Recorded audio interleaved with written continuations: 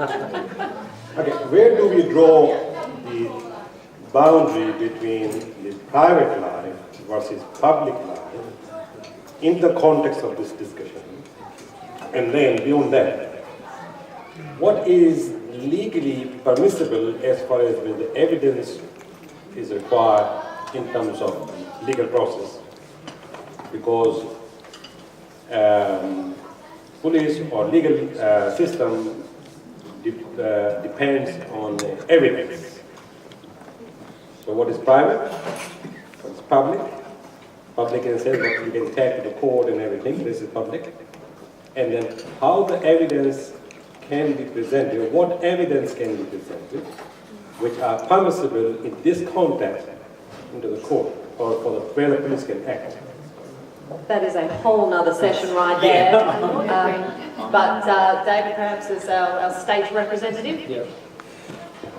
Just very quickly, the issue about public and private, it's been a good discussion to have tonight, but clearly a crime is a crime, and I think that's the key message that we need to leave today with whether it's in public or whether it's in private. In terms of how you might need a court test around evidence, there's a lot of reform in that area which is also included in the family violence bills that I mentioned, including the ability for police to take evidence on the night where an incident has taken place, and then for that to be used as the statement that's presented in court.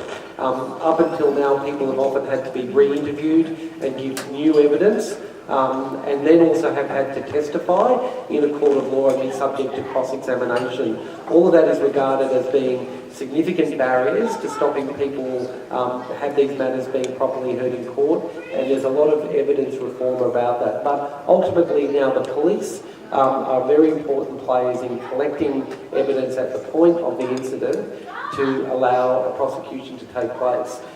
We would be expecting as a result of that, many more men or perpetrators would be pleading guilty because that evidence would no longer be able to be contested.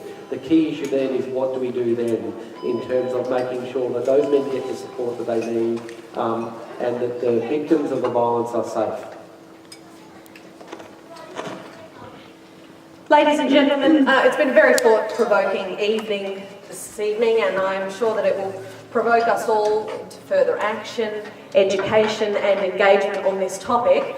And if there's one take home from this evening, I know we'll all be going home with a refreshed attunement to the knowledge that this is something that happens in our communities, and it happens in suburbs like the ones you live in and streets like the ones you live on.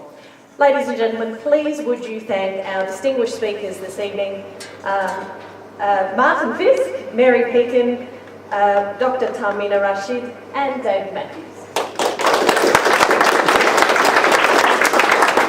And some final words this evening from the Forum Australia's